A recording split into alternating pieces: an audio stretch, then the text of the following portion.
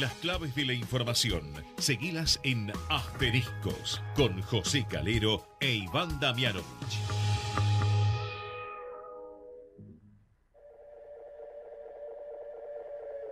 Esto que estás oyendo ya no soy yo.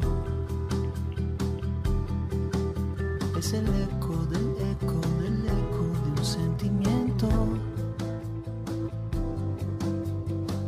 Su luz fugaz, alumbrando desde otro tiempo. ¿Qué tal? ¿Cómo les va? Otro miércoles para compartir toda la información política y económica en nuestros asteriscos por nuestra Ecomedios 1220. Bueno, un escenario político que está más abierto que nunca. Tenemos por un lado el oficialismo que está haciendo esfuerzos enormes por encontrar un candidato, por ahora sin demasiada suerte.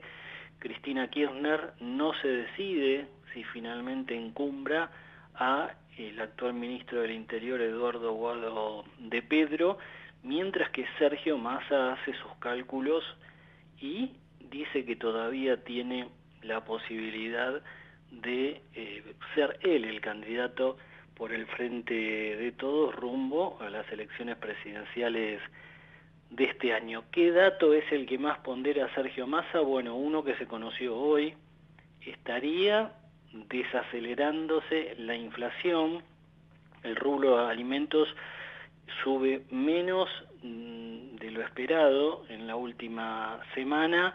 Massa considera que la Argentina se encamina a encontrar un rumbo donde la inflación vaya mes a mes bajando 1 punto promedio, estima él.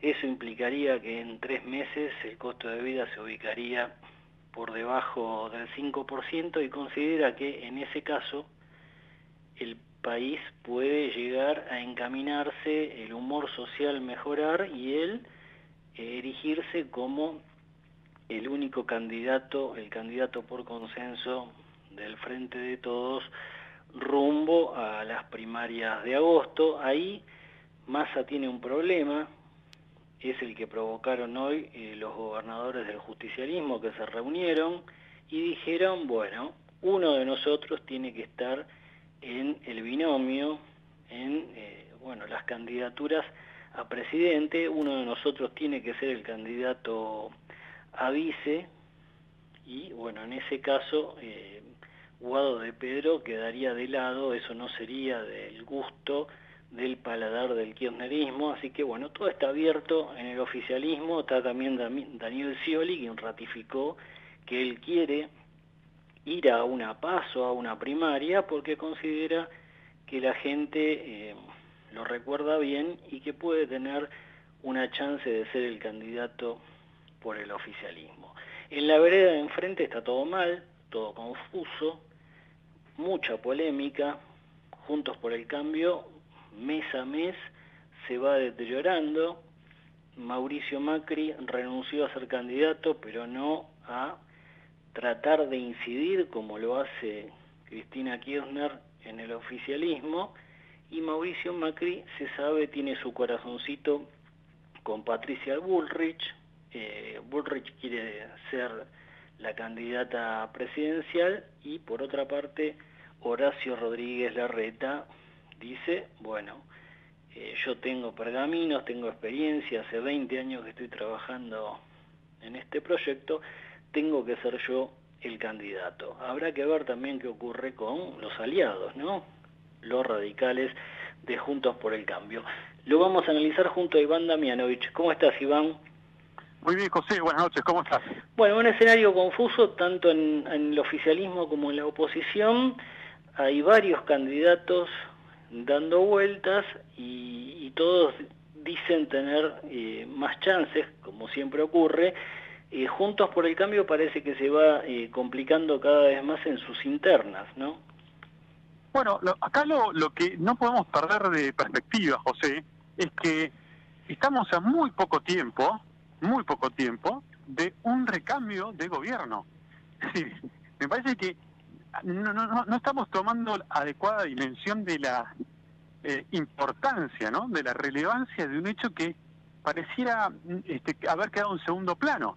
Es decir, en apenas unos meses, la Argentina estará ingresando en un nuevo proceso político, en un nuevo gobierno, en una nueva dinámica que implicará, en algún sentido, bueno, modificaciones, transformaciones, nuevas leyes, nuevas composiciones en la Cámara de Diputados, en la Cámara de Senadores, en definitiva, una nueva realidad política. Y esto es importante. Ahora, nos estamos enfrascando en los nombres, en las peleas de algunos dirigentes, si querés, hasta en algún punto en nimiedades, si se tiene en cuenta la gravedad de lo que viene para la Argentina de hoy. De modo que la Argentina de mañana, de pasado mañana. Entonces, cuando uno ve estas situaciones, se pregunta si la dirigencia que tenemos está a la altura de las circunstancias, ¿no es cierto? Esto es la primera reflexión que surge, José. Bueno, indudablemente, como casi siempre ocurrió en la Argentina, Iván, en estos 40 años de democracia, lo primero que se discute es el nombre del candidato y no el plan o el programa que se va a instaurar. Algo de eso dijo Cristina Kirchner en el acto en Plaza de Mayo, bueno, que la idea es que el candidato sea el candidato del proyecto, pero siempre cuesta mucho. Se sabe que la gente termina no votando un proyecto, sino votando bueno, un nombre, una figura, alguien que le cae más simpático. Bueno, lo vamos a conversar ahora, Iván, si te parece lo sumamos a el politólogo Diego Reynoso, director de Opinión del Laboratorio de la Universidad de San Andrés. Diego, José Calero e Iván Damianovich te saludan, ¿cómo estás? José, Iván, buenas noches, un gusto. Bueno, estábamos repasando un poco las internas. Indudablemente la oposición se ha complicado mucho en estas últimas semanas con este intento de Rodríguez Larreta y otros de incorporar a Juan Schiaretti, el gobernador de Córdoba, a una interna abierta en Juntos por el Cambio. ¿Cuál es tu impresión, digo, para empezar? Yo sé que ustedes han estado trabajando mucho en lo que es la imagen de los posibles candidatos, y a casi ningún dirigente político le da muy bien en la Argentina, ¿no? Sí, efectivamente, todos tienen más imagen negativa que positiva, eso empezando por un lado, ¿no? Hay un desgaste enorme de toda la dirigencia política, más del oficialismo, obviamente en funciones, pero también de la oposición, ¿no? Los dirigentes con mejor imagen en Argentina son los de la oposición, pero aún así tienen mucha más imagen negativa que positiva. En ese lote de los candidatos, digamos, de los dirigentes con mejor imagen están Horacio Rodríguez Larreta, Patricia Bullrich, María Eugenia Vidal, Martín Lustó, digamos, ¿no? Pero bueno, de todas maneras, si bien ellos encabezan con 30 a 35 puntos tienen, no están muy lejos de los 27, de los 22 a 27 que tienen los del Frente de Todos, digamos, ¿no? Entonces, digo, hay muy poco margen para equivocarse, digamos, porque hay muchísima valoración negativa de toda la dirigencia política. También la insatisfacción es muy alta en Argentina, solo 1 de cada 10 está satisfecho con el rumbo general de las cosas, una relación parecida con el desempeño de los poderes, de los distintos poderes, y la gran cuestión es que ese caldo de cultivo generó ya, diríamos, una ventana de oportunidad para los que vienen por fuera del sistema político, los outsiders políticos que suelen tener un discurso fuertemente antipolítico, ¿no? Ahora, un dirigente político que tiene, no sé, casi un 70% de imagen negativa, prácticamente no tendría chances de llegar a la presidencia, ¿o sí? Bueno, en los manuales que hemos tirado a la basura este año, decían que para ser candidato a presidente vos tenés que tener el doble de positiva que de negativa. Ajá. Bueno, o sea, no existe en 66, Argentina. Un 40-20, un 50-25, un 60-30, digamos, ¿no? Eso no pasa en Argentina, más bien pasa lo contrario. Si analizás los números, pasa lo contrario, ¿no? 60 de negativa, 35 de positiva. Entonces, ¿qué sucede? Como vos bien decís, bueno, con eso no podría ser presidente. Claro, pero lo que pasa es que vas a competir contra otro que está en las mismas condiciones que vos. Claro. Con lo cual, lo que va a terminar pesando es quién tiene más negativa, no quién tiene más positiva. ¿Se entiende? Porque uno asumiría que cuanto más negativa tenés, bueno, estás más desfavorable frente a otro que no tiene más imagen positiva, pero que tiene menos negativa al menos, ¿no? No tiene tanto rechazo.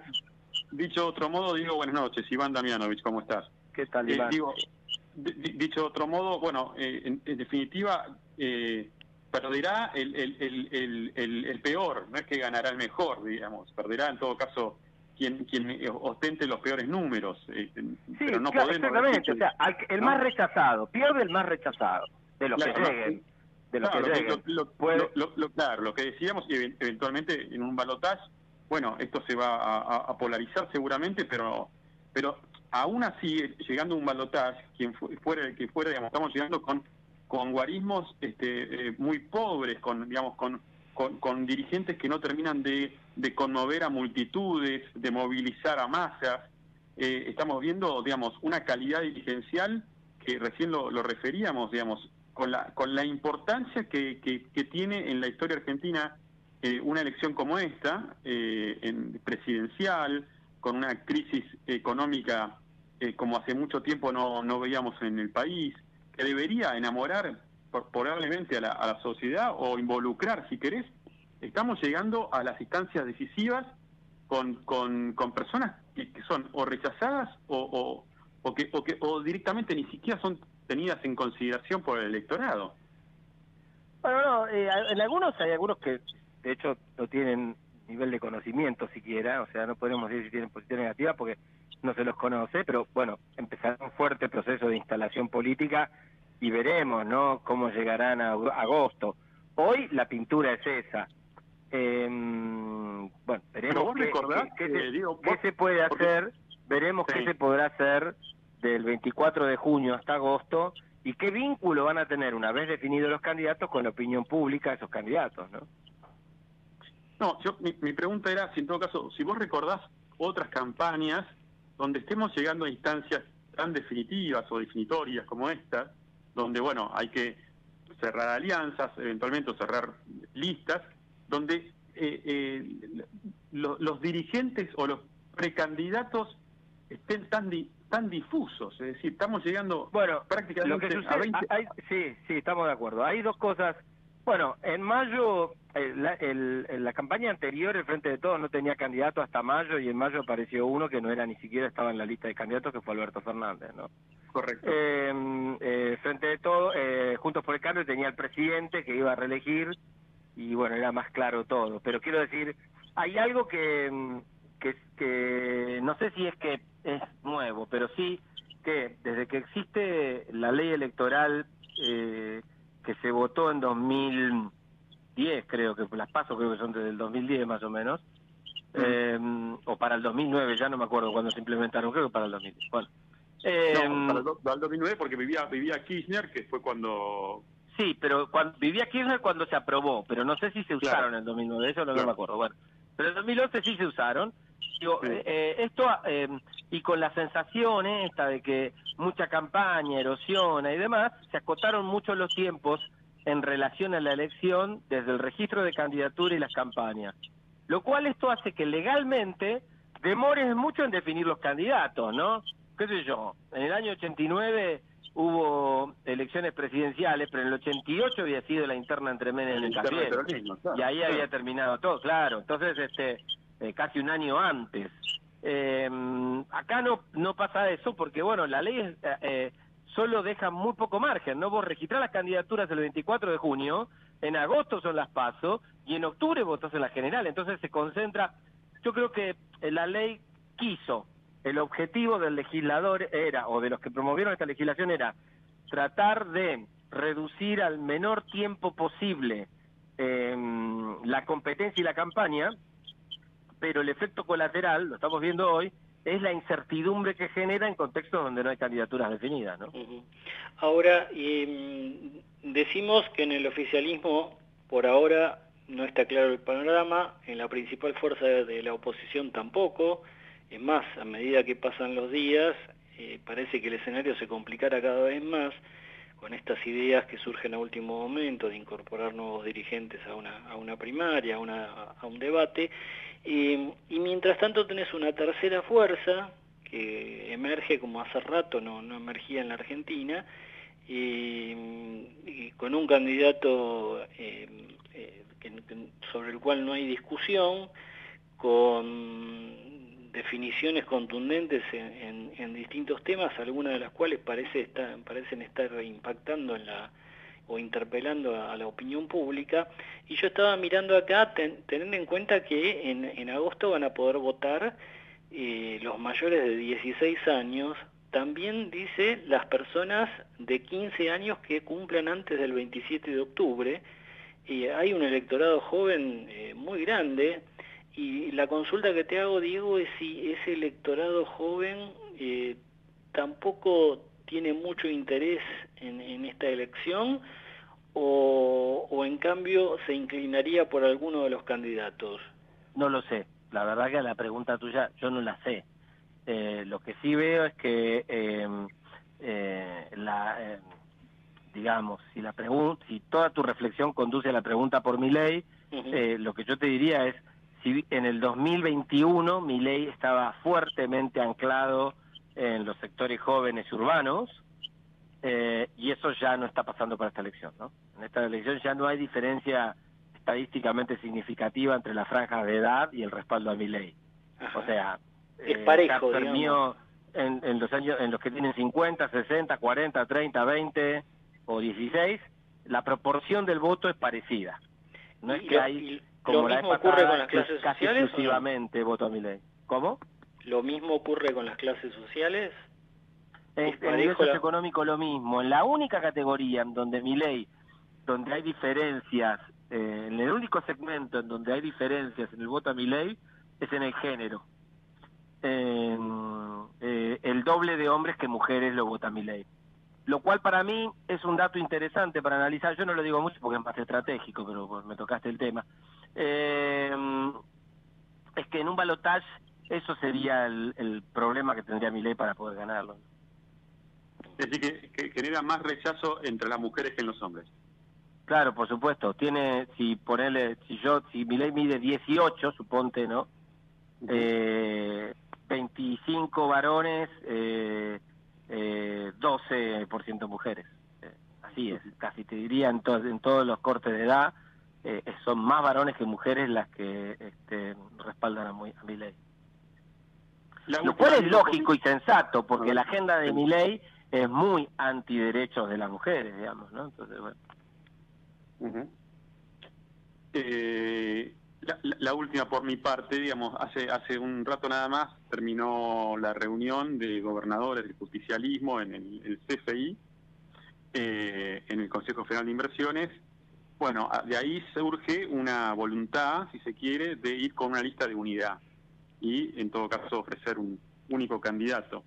¿Vos crees que ese sería un camino, digamos, interesante, lógico e inteligente para el oficialismo, llegar a una lista única? Es un gran dilema el que tiene el oficialismo en este momento, porque yo en las encuestas lo que veo, que cuanto más candidatos participan de la PASO, más volumen tiene la PASO del Frente de Todos y más logra retener a todos los sectores panperonistas, que ya cada vez son más heterogéneos. Y cuanto menos candidatos hay, algo siempre se pierde. Y se reduce el nivel de asistencia electoral a PASO del Frente de Todos, ¿no? Entonces, a mí, como analista político, no me queda claro qué estratégicamente es más conveniente. Sí, tener unidad para evitar fractura y bueno, y tratar de concentrar en un solo candidato la mayor cantidad de votos posibles, o aumentar el volumen de asistencia electoral dentro de la PASO del Frente de Todos. Yo creo que es un dilema que lo resuelve la política, eso, ¿no? Mi impresión es que a veces los análisis que se hacen en la política no tienen en cuenta los efectos colaterales de las decisiones, ¿no? Pero bueno, a los que nos dedicamos al análisis o somos académicos y demás, a veces se nos subestima mucho en el campo por parte de los políticos, entonces bueno, es un lío cuando uno presenta esas paradojas, pero cuando uno ve los datos es claro eso. Si vos metés más en la PASO el Frente de Todos hoy, con un 30% de indecisos, llegaría como al 23, 24 puntos de asistencia electoral en la PASO.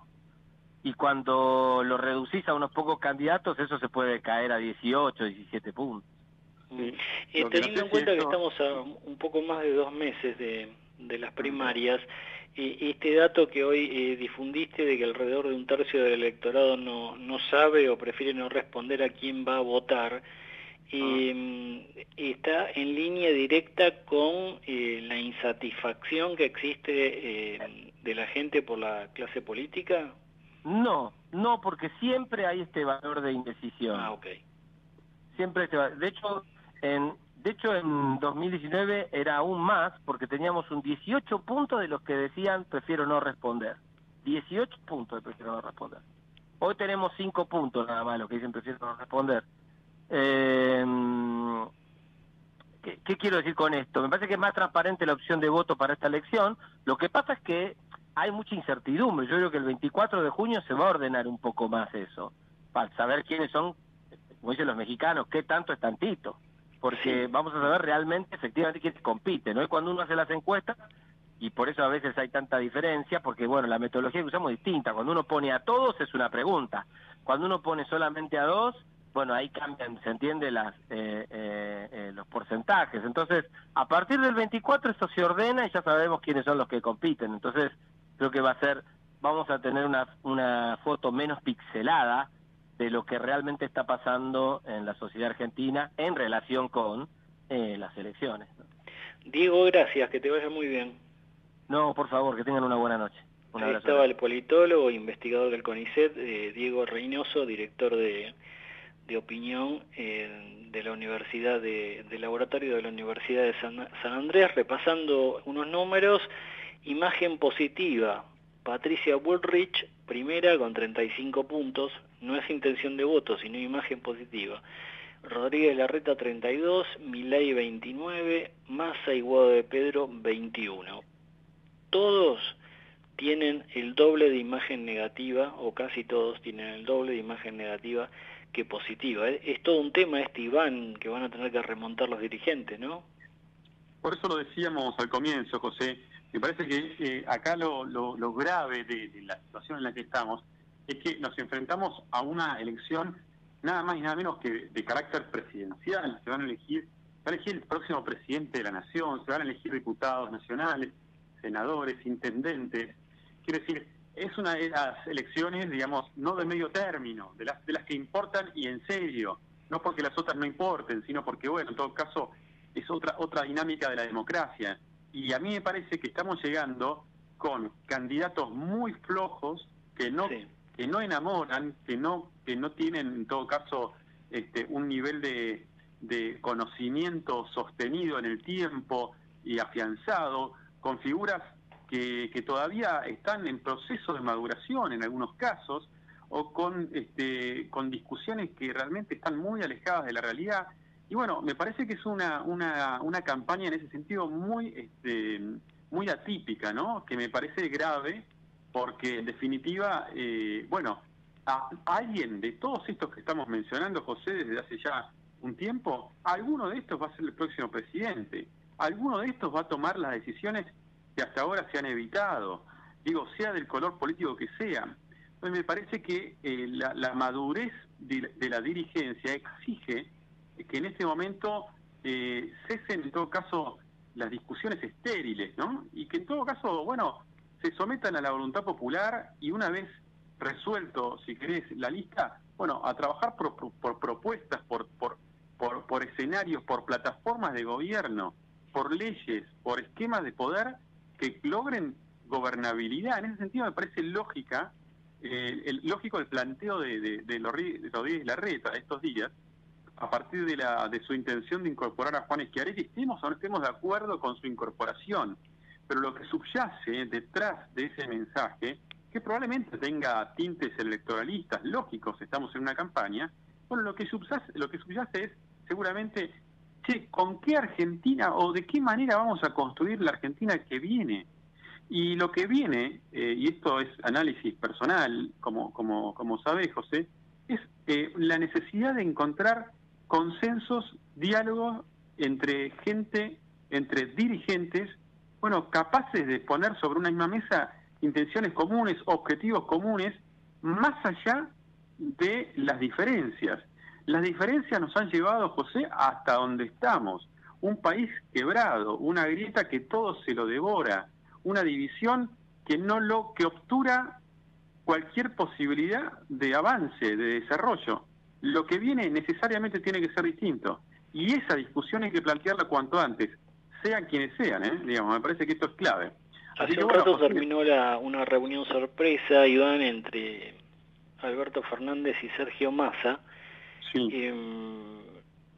Lo que trascendió hasta ahora es que hablaron del viaje a China, los acuerdos alcanzados, la estrategia frente al FMI, que bueno, se viene también una reunión en Estados Unidos en los próximos días, pero el trasfondo es que existe una diferencia muy grande de posicionamiento respecto de cómo se debe dirimir al próximo candidato. Sergio Massa quiere un candidato de unidad y quiere que sea él, aunque no lo diga, y Alberto Fernández quiere una primaria en la que compita Scioli, tal vez Agustín Rossi y algún Guado de Pedro y alguno más, y que de allí salga el candidato del Frente de Todos. Este tema seguramente tiene que haber estado en esa reunión, porque por más que Alberto Fernández tenga un poder totalmente limitado, bueno, no olvidemos que maneja los resortes del gobierno, ¿no? Y maneja los resortes también de lo que va a ser la elección. Es decir, que tampoco hay que subestimarlo en cuanto a tal vez la capacidad de daño, para decirlo de alguna manera, en términos políticos, que podría llegar a ser en el caso de ponerse a enfrentar a alguno de los candidatos. Seguramente este tema habrá estado en el encuentro que hicieron. Está fría la relación, se sabe, entre Alberto Fernández y Massa. El ministro de Economía tiene más diálogo con Máximo Kirchner y con la propia Cristina Fernández, y lo que está pidiendo Massa es, bueno, si voy a ser yo, unifiquemos posiciones y no me pongan más piedras en el camino, ¿no?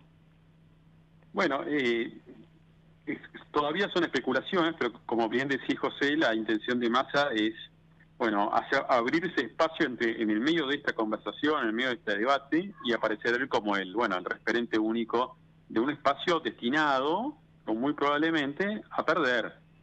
Claro, esto era el análisis que podíamos tener hasta antes de ayer. La realidad es que estamos también asistiendo a una implosión, en algún sentido, Juntos por el Cambio, tal como lo conocimos. Y bueno, no habría que sorprenderse que en esta crisis que atraviesa la oposición, bueno, el oficialismo vuelva a encontrar un artilugio, una idea, un camino que le permita sobrevivir aún a pesar de los magros resultados que puede mostrar al cabo de la gestión de Alberto Fernández y Cristina Fernández de Kirchner. Es que me da la impresión también, Iván, que el gran problema que tiene, o la sorpresa que tiene el oficialismo, es que había ya como una preparación después de esta inflación, la situación social, bueno, todos los indicadores que la pobreza, había una sensación de que se podía perder o de que se va a perder la elección. Ahora, lo que no se esperaban era la posibilidad de salir terceros, Claro. que es una posibilidad que existe, ¿no? Bueno, esto es lo interesante, si querés en todo caso también lo increíble, ¿no?, de este proceso que estamos observando. Nadie tiene en este momento la vaca atada, Digamos, lo que podía ser claro hace unos meses atrás con los resultados económicos de esta gestión y con la proyección política de algunos de los dirigentes, por supuesto, cualquiera podría decir que Juntos por el Cambio corría con ventaja.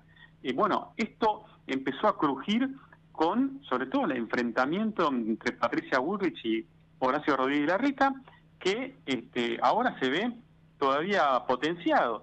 De modo que, fíjate que hoy, por ejemplo, el índice de precios de la Ciudad de Buenos Aires arrojó una leve baja, es decir, cierta retracción en nivel de inflación. No sea que también suceda una cosa así, digamos, a nivel nacional, y bajen los índices inflacionarios, el gobierno lo refleje como parte del éxito de la gestión del ministro Massa, y terminen asfaltando el camino para la candidatura y de esta manera ingresar al balotaje. Digo, estamos en una instancia en la que todo puede suceder. La semana que viene, cuando hagamos el programa, José, vamos a estar sobre cierre de alianzas. Te diría que, bueno, hay que seguir muy, muy de cerca estas conversaciones y bueno, y prestar atención porque casi que está para cualquiera esto.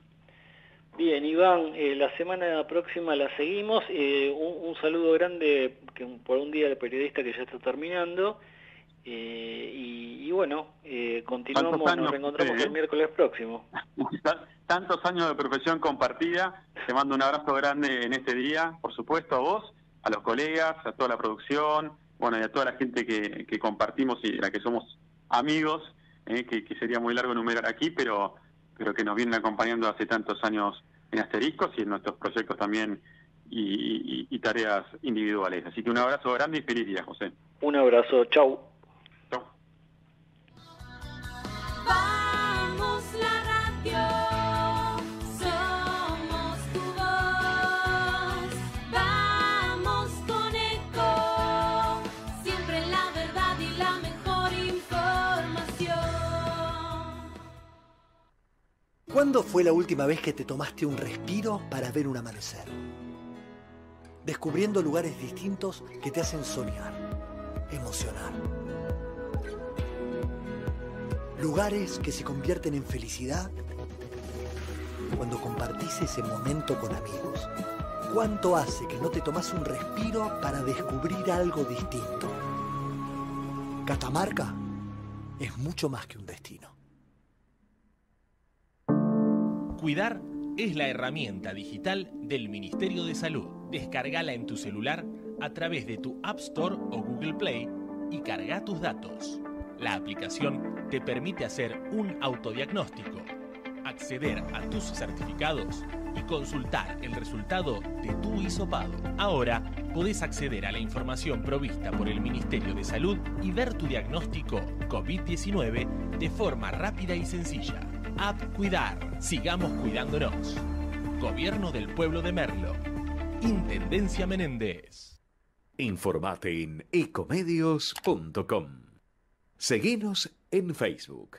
Ecomedios Live. Acompañan a José Calero en Asteriscos 28, 34, 58, 73. No importa si tenés 18 o 70 años, vos también podés terminar la secundaria de forma virtual y desde cualquier lugar del país. Con educación hay futuro. Conoce más en buenosaires.gov.ar/terminal la secundaria. Buenos Aires Ciudad. ¿Sacando fotos con el celu? No, depositando cheques en el banco. ¿Eh? Ahora en Banco Credicop tenés Cheque Móvil, la forma simple y práctica para depositar virtualmente los cheques físicos de tu empresa, desde tu celular a través de Credicop Móvil. Podés digitalizar y depositar cheques al día o de pago diferido y no tiene costo adicional. Cheque Móvil, tu tiempo es para vos. Conoce más en www.bancocredicop.coop. Banco Credicop Cooperativo, la banca solidaria. Cartera comercial. Más información en www.bancocredicop.coop o a través de Credicop. Responde al 0810-888-4500. Llegás a tu casa con un auto nuevo. Un auto nuevo llega a una concesionaria en un camión. Un camión sale a la ruta con 80 kilómetros de una planta. A la planta le llegan componentes de una fábrica de autopartes. A la fábrica de autopartes le llega el acero. Al acero lo hacemos pensando en tu auto nuevo. Ternium. Acero para hacer. Somos los que fabricamos la tele que tenés colgada en tu casa. Somos los que producimos el aire que acondiciona el clima de tu hogar. Somos los que hacemos el celu que te conecta con el mundo. Somos Afarte.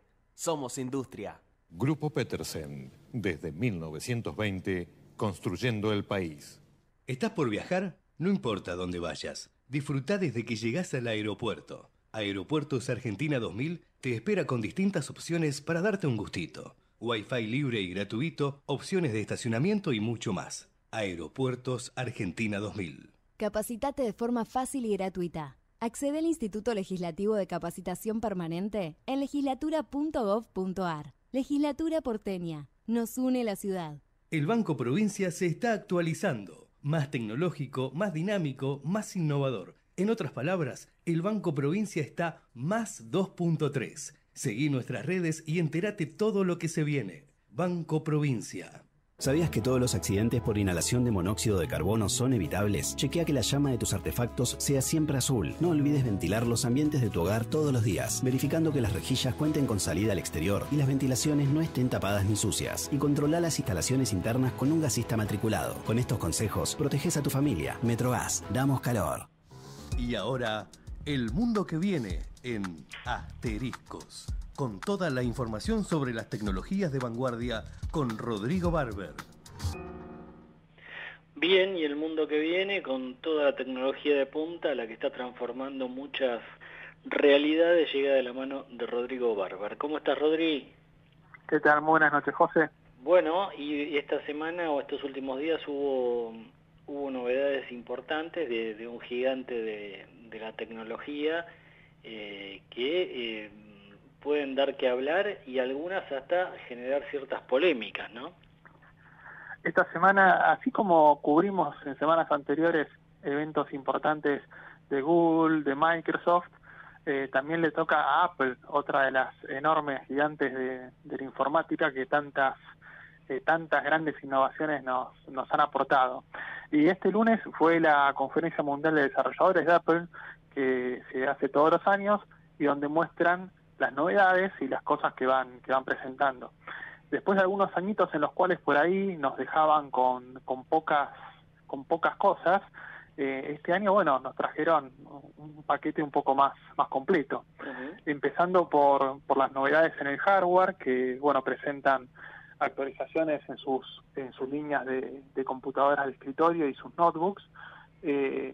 Lamentablemente a veces es complicado hablar de ellas porque son equipos que no van a estar llegando acá a Argentina de manera oficial, así que es como hablar de algo que no vamos a tener tristemente.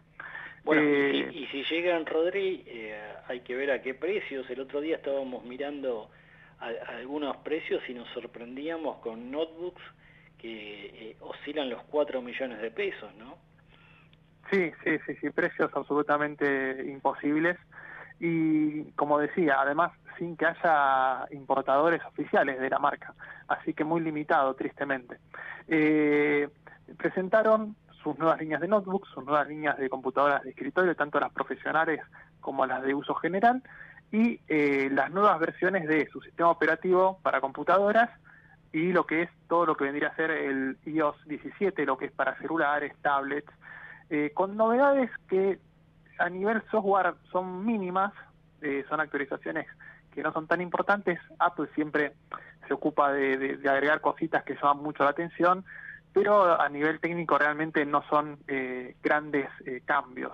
Dentro de todo fue una muestra interesante, sobre todo en los que son los componentes de hardware, que es donde Apple estuvo innovando mucho con sus nuevas líneas de procesadores, los M2, que la verdad que son muy poderosos y están sorprendiendo mucho estos últimos años en ese aspecto. Pero bueno, tuvo una sorpresa final el evento, que es lo que seguramente vamos a charlar más hoy, que hicieron una presentación de las Apple Vision Pro. Estos son unos lentes de realidad mixta. Le decimos realidad mixta porque combinan tanto lo que es realidad virtual como realidad aumentada. Lo que es la realidad aumentada es cuando uno a lo que está viendo a la persona le agrega una capa de información, para dejar clara esa definición, ¿no? O sea, uno está viendo la calle y, por ejemplo, por encima de lo que uno está viendo se le puede agregar información. Y realidad virtual es cuando se abarca completamente, o sea, se tapa cualquier otro tipo de contenido. Bueno, estas nuevas gafas de realidad aumentada y realidad virtual, la verdad es que la presentación fue muy sorprendente. Están presentando algo que, como ellos dicen, porque es algo que Apple sabe hacer muy bien, parece mágico por el nivel de características que están mostrando. Estamos hablando de unas gafas que van a poder permitir realizar montones de tareas interesantes, poder realizar lo que contábamos también en un momento antes, ¿no?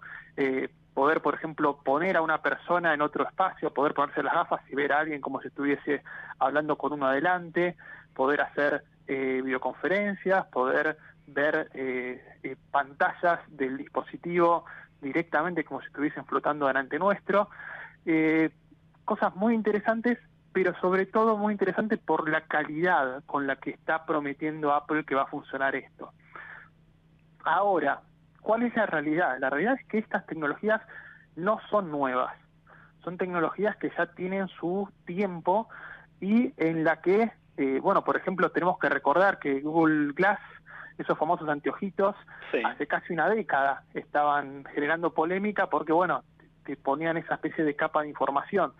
Después estuvieron también las Microsoft HoloLens, que eran las lentes de realidad aumentada de Microsoft, que finalmente, después de ver que fracasaban, que no tenían forma de venderlo al público masivo, terminaron destinándolo a la industria. Entonces ahora siguen vendiéndose, pero para las industrias. Pero hay montones de otros productos, de HP, de Oculus, que es una marca muy importante, HTC, de Valve, de Acer, que son gafas de realidad virtual y de realidad aumentada, que están hace años en el mercado y que tienen muy buenas características. Y estas gafas, lo que pasa es que no logran conseguir un espacio importante en el mercado, a pesar de que tienen precios bastante aceptables, sobre todo si los comparamos con lo que cuesta, con lo que van a costar las de Apple. Pero algo que justamente se le ve como una especie de tope a esta tecnología es el costo de ingreso. Estamos hablando de costo de ingreso que en productos, por ejemplo, como el HP Reverb, son de $500, Valve Index de 600, hay unas Acer que cuestan $400.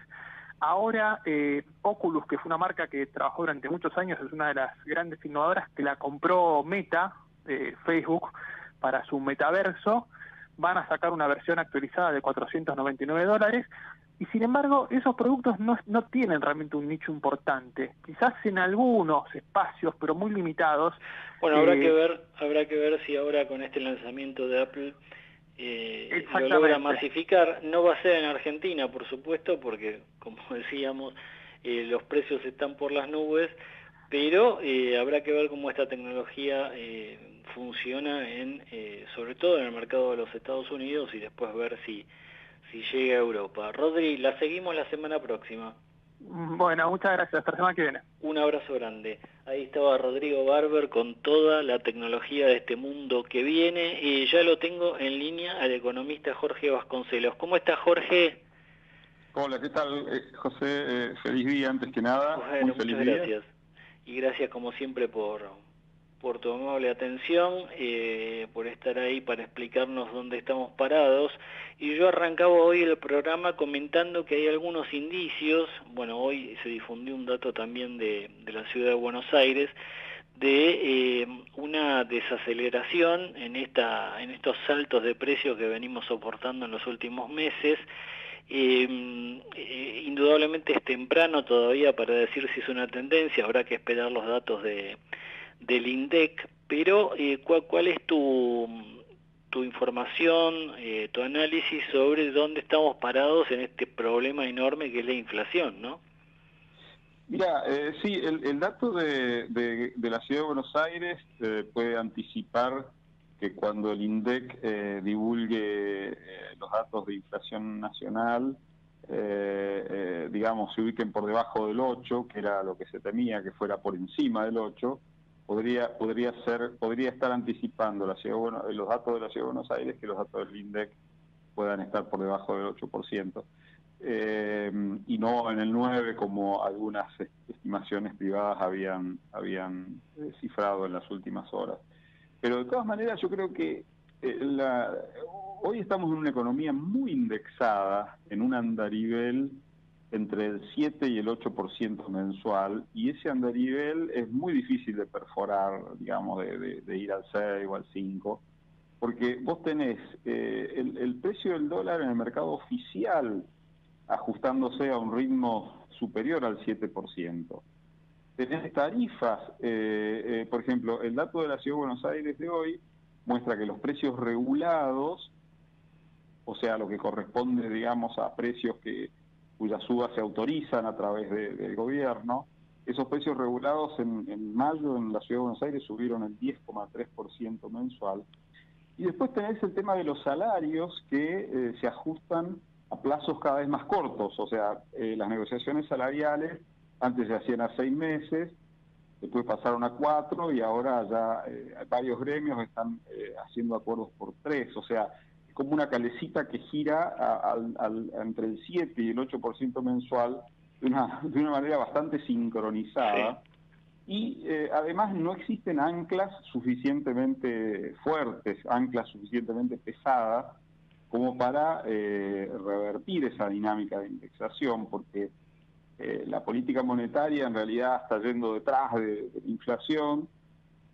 Para hacer política cambiaria no hay suficientes reservas, y en el plano fiscal tampoco hay un ancla firme, porque si bien el gasto está subiendo a un ritmo menor al de la inflación, en realidad el déficit fiscal está aumentando porque los ingresos están subiendo todavía menos de lo que, digamos, evolucionan los gastos. Entonces, no tenemos anclas fuertes, y en este relato, en este análisis, todavía no incorporé el elemento político, digamos, que en realidad es también clave, y tampoco incorporé el tema de la incertidumbre que existe respecto de la suerte de la negociación del gobierno con el Fondo Monetario Internacional. Este mes, hay un vencimiento de unos 2.700 millones de dólares, y que eso se pagan en la moneda del Fondo Monetario, que serían los D, pero en las reservas del Central no hay 2.700 millones en D, hay 1.700 millones en mi estimación. Es decir, que si Argentina no lograra, digamos, alguna ampliación de desembolsos y un anticipo de desembolsos, este vencimiento de junio probablemente lo vaya a tener que afrontar pagando con 1.700 millones de dólares y quedando debiendo unos 1.000 millones hasta que se completen las negociaciones. O sea, es bastante, digamos, crítica la situación, pero claramente el Fondo Monetario está dando señales de que tampoco quiere cortar lazos con la Argentina, en fin, no quiere ser el culpable de que esta crisis se profundice. O sea, es un día a día, no da para, digamos, ampliar demasiado el horizonte. Y bueno, después está el mismo tema de la fragmentación política que existe tanto a nivel de los principales grupos de oposición como del propio gobierno, o sea, voceros, dirigentes políticos muy cercanos al ministro Massa diciendo que si no se hace lo que Massa pretende en términos de la interna del Frente de Todos, Massa no seguiría como ministro. O sea, realmente si uno quisiera buscar noticias para alarmarse, las encontraría. Pero bueno, también es cierto que el problema está muy concentrado en lo que se llama el crédito público, porque o sea, el tema de las deudas del sector público y cómo puede afrontarlas y refinanciarlas, porque en el lado del sector privado, afortunadamente, uno ve una situación bien distinta. O sea, si al gobierno y al Estado le falta crédito,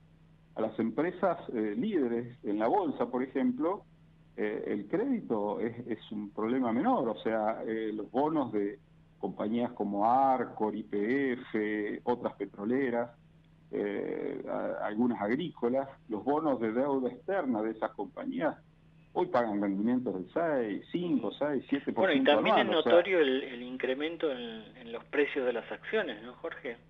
En los últimos 3 meses, en dólares libres, subió 45% en los últimos 3 meses. O sea, tenemos como una asimetría clara entre lo que es el riesgo Estado y lo que es el riesgo privado. El riesgo privado está bien, es como que los inversores ven que puede afrontar las incertidumbres que todavía resta responder de aquí al 10 de diciembre, pero en el sector público esta fragmentación política que existe hace que sea mucho más difícil poder decir, bueno, después de las PASO esto se va a clarificar, sí o no, después de octubre va a haber segunda vuelta, en fin. El tema político está muy, muy complicado y obviamente los cimientos de la economía no son fuertes como para bancarse toda esa incertidumbre política. Jorge, gracias como siempre, un fuerte abrazo. No, gracias a ustedes y que tengan buenas noches. Ahí estaba Jorge Vasconcelos. Bueno, atención, porque más o menos para el 20-21 de junio se viene un pago fuerte al Fondo Monetario, nos decía Jorge Vasconcelos, entre 2.600 y 2.700 millones de dólares, y el gobierno cuenta nada más que con 1.600 millones, más o menos, en la moneda del Fondo Monetario, los famosos DEG que están en el Banco Central, es decir, que les quedarían entre 900 y 1.000 millones de dólares para decirle al fondo, bueno, lo postergamos ese pago porque necesitamos antes ver hacia dónde va nuestro acuerdo, un acuerdo que se debe renegociar. El gran argumento para hacerlo de la Argentina es, bueno, la sequía nos va a quitar entre 20.000 y 25.000 millones de dólares, no estamos en condiciones de cumplir este acuerdo, las reservas se nos han caído en pedazos, tenemos casi 1.700 millones de dólares negativos en el Banco Central. Atención con esto porque quiere decir que el Banco Central está echando mano para algunas intervenciones ya no solo de los bonos, sino también de los encajes bancarios, que no son nada más ni nada menos que los depósitos que tiene la gente en dólares. Y eso es una muy mala señal. El Banco Central jamás lo va a reconocer, pero si hacemos las cuentas y vemos que hay reservas netas o líquidas negativas, es porque de algún lado están saliendo esos dólares, ¿no? Y seguramente están saliendo de las divisas que los argentinos tienen en los bancos. Lo que trascendió esta tarde, noche, después de la reunión que hubo entre Alberto Fernández y Massa, es que se va a postergar al menos una semana el viaje que tenía previsto realizar el ministro de Economía a Estados Unidos para cerrar esta renegociación con el Fondo Monetario. Se trabaja todos los días entre los equipos técnicos para ver qué nuevo formato, qué nuevas variables se le dan a este acuerdo. Como decía Vasconcelos en la entrevista, no van a dejar caer a la Argentina, hay una decisión tomada por parte de el Fondo Monetario, pero sobre todo por parte de su principal accionista, que es Estados Unidos. El gobierno de Joe Biden, el demócrata, no quiere un desmadre socioeconómico en la Argentina, quiere tranquilidad, que los comicios se lleven a cabo con tranquilidad. Después de todo, la Argentina es un interlocutor válido para Estados Unidos, teniendo en cuenta que Lula da Silva, de brasileño, parece estar cada vez más cerca del eje China-Rusia, y eso no le gusta nada a los Estados Unidos. El gobierno demócrata siguió con mucha atención la visita de Massa a China. Hay intereses muy concretos. Uno es el vinculado al litio, quién va a explotar eso. También otro es el vinculado a quién va a manejar la hidrovía en el río Paraná, en el río Paraguay, y también, bueno, qué va a pasar con una licitación muy importante, que es una tecnología de punta, el 5G, para navegar en Internet, China está muy interesado en participar de esa licitación. Estados Unidos quiere que sea una empresa norteamericana la que triunfe y tenga la concesión de esa estratégica tecnología. Así que bueno, hay muchos intereses por parte de Estados Unidos y eso puede terminar jugando a favor de la Argentina. En concreto, se posterga una semana el viaje de Massa, al menos una semana el viaje de Massa a Washington. Habrá que ver cómo avanzan las negociaciones la semana próxima con el Fondo Monetario y si la Argentina va a tener respaldo. El mercado parece estar apostando a que sí. Decíamos, subieron las acciones, subieron los bonos, bajó el riesgo país, hoy estaba en 2.350 puntos o un poco menos. Eso quiere decir que hay cierta expectativa de que haya un acuerdo con el fondo y que finalmente la economía se logre encarrilar. Nos vamos con este datito. River se juega la clasificación a octavos de final de la Copa Libertadores ante Fluminense desde las 21:30, así que bueno, a ganar River para avanzar como ya lo hizo Boca a octavos de final. Nos vamos, nos reencontramos como siempre el miércoles próximo desde las 20 con asteriscos e información clave a mitad de semana en nuestra Ecomedios 1220. Chau. It was bleeding around to the sea. It was bleeding.